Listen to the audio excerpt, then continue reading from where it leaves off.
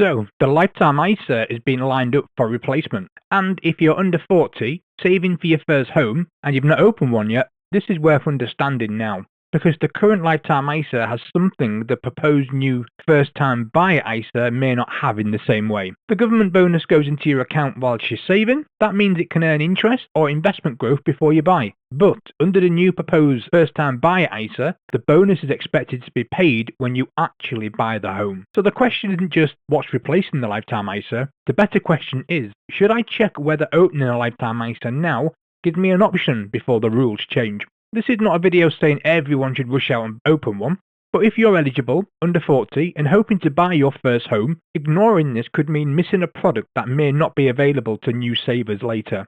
Welcome to Money Under the Microscope, where we make finance clear. Let's look at what's changing.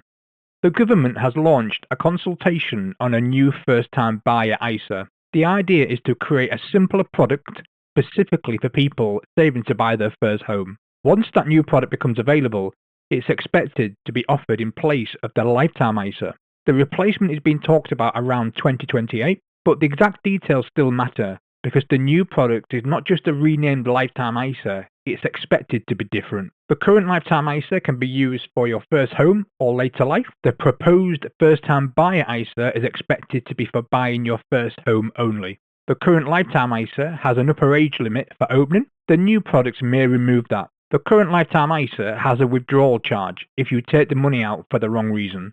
The new product may remove that. So this is not as simple as old good, new bad. The new ISA may be better for some people, especially older first-time buyers or people who want more flexibility. But for the eligible people who can still open a current lifetime ISA, there may be a reason to check it before it disappears for new savers. So let's have a look at why this keeps happening. First-time buyers have seen this pattern before. Help to Buy ISA, Lifetime ISA, and now First-Time Buyer ISA. Different names, different rules, same basic problem. Homes are expensive, deposits are hard to build, and every few years the government redesigns the help. But a savings scheme can only do so much. It can add a bonus, it can make savings more attractive, it can help someone stretch further towards a deposit, but it does not magically make houses affordable. That is why these schemes keep changing. They are not fixing the whole housing problem. They are trying to help people chase it, and that is why the details matter. Because if the rules keep changing, you need to know which version of the help actually works for your situation.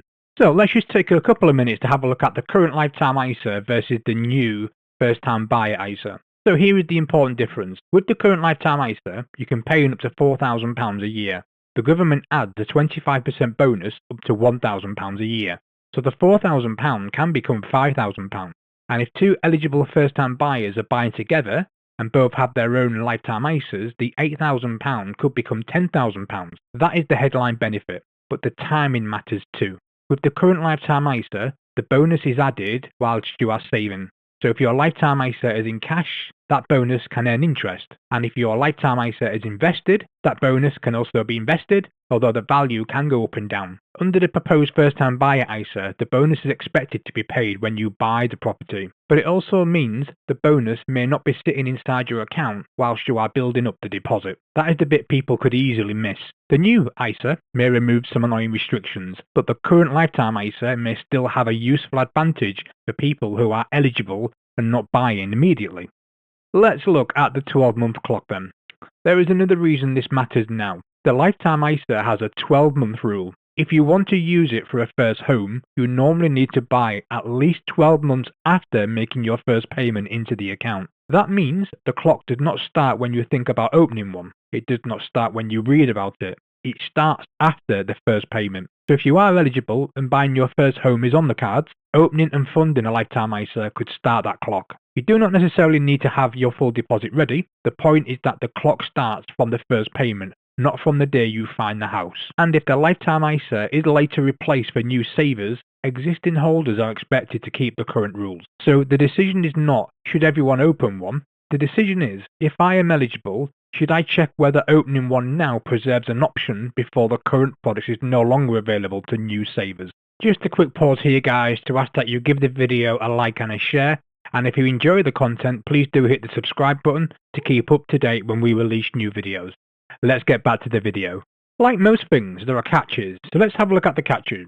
This is where people need to slow down. The lifetime ISA is not just free money. There are strings. You normally need to be 18 or over, but under 40 to open one. You must make your first payment before you turn 40. You can pay in until age 50. If you are using it for a first home, the property needs to fit the rules. The current property limit is £450,000. You normally need to buy with a mortgage. The money usually has to go through your conveyancer or solicitor, and the account needs to be open and funded for at least 12 months before you use it for that first home purchase. There is also a withdrawal charge if you take money out for the wrong reason. That charge can mean you get back less than you personally paid in. So, if you might need that money for something else, or if you might buy within 12 months, or if the property you want could be above the limit, this needs proper thought. The bonus is attractive, but the restrictions decide whether it actually works. Let's look at these 5 checks then. So before you wait for the new first-time buyer ISA, check 5 things. 1. Am I eligible to open the lifetime ISA now? 2. Am I definitely a first-time buyer? 3. Am I likely to buy more than 12 months from now? 4. Is the home I want likely to be within the lifetime ISA property limit? And 5. Could I leave this money alone if my plans change? If those answers line up, the current lifetime ISA may still be worth checking before the replacement arrives. Not because the new ISA will definitely be worse, not because everyone should rush, but because waiting may not be neutral. Waiting could mean missing the chance to open the current version while it's still available. And the current version has 3 things that matter. The 25% government bonus, a bonus that goes into the account whilst you save, and a 12-month clock that starts after your first payment. So, here are my final thoughts. The headline is, the lifetime ISA is being replaced, but the useful question is, can I still open one? And would it actually help me? For some eligible first-time buyers, the answer could be yes. Opening one could start the 12-month clock. It could give access to the current rules before new savers lose that option. And it could mean your government bonus starts working inside the account whilst you're building up your deposit. But only if the rules fit your situation, your age, your buying time frame, your property target, your need for flexibility, and whether the lifetime ISA restrictions actually work for the home you want to buy. This is why personal finance can feel frustrating. The scheme names change, the rules change, the goalposts move, but the job stays the same. Understand the rules before they cost you money. If this has helped, please like the video and subscribe. This is the new channel, and I'm trying to make finance clear without the usual jargon. And if you're just starting work, saving for your first home, or trying to understand where your money is actually going, watch my previous video on why your payslip looks wrong. Thank you, and see you on the next one.